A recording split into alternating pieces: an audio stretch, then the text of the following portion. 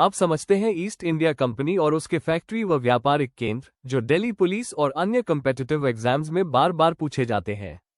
East India company की शुरुआत एक व्यापारिक संस्था के रूप में हुई थी, लेकिन आगे चलकर यही कंपनी राजनीतिक सत्ता बन गई। कंपनी का मुख्य उद्देश्य था मसाले, सूती वस्त्र और रेशम का व्यापार। याद रखिए, सबसे ज्यादा पूछा जाने वाला कॉन्सेप्ट है पहले व्यापार, बाद में शासन।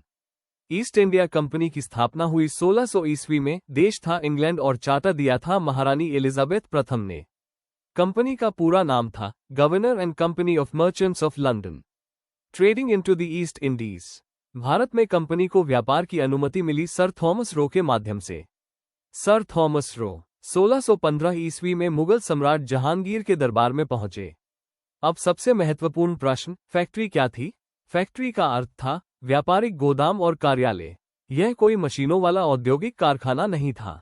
इसलिए याद रखिए, factory equals trade centre, industry नहीं।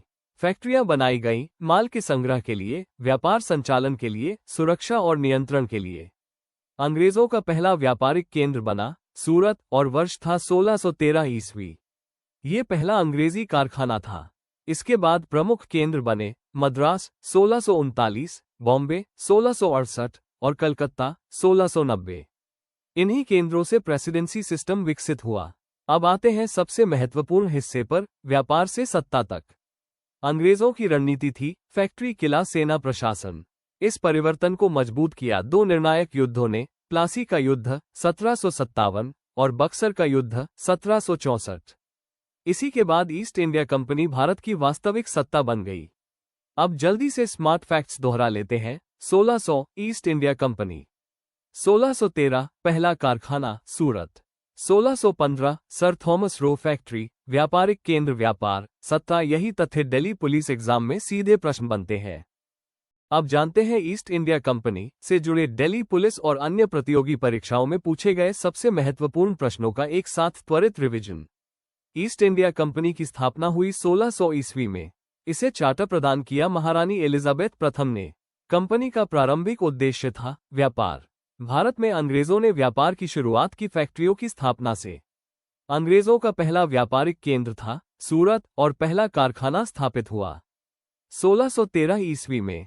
फैक्ट्री का अर्थ था व्यापारिक गोदाम और कार्यालय। यह कोई औद्योगिक मशीनों वाला कारखाना नहीं था।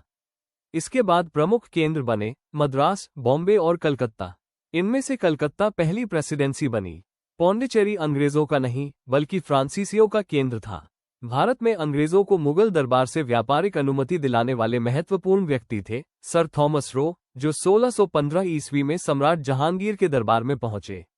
बॉम्बे अंग्रेजों को पुर्तगालियों से प्राप्त हुआ, जो चार्ल्स द्वितीय को दहेज में मिला था। अब सबसे महत्वपूर्ण परिवर्तन, व्यापार से सत्ता तक। ईस्ट इंडिया कंपनी की नीति थी पहले व्यापार, फिर राजनीतिक नियंत्रण। इस परिवर्तन की नींव पड़ी प्लासी के युद्ध 1757 से और इसे मजबूत किया बक्सर के युद्ध 1764 ने, जिसके बाद कंपनी को दीवानी अधिकार प्राप्त हुए।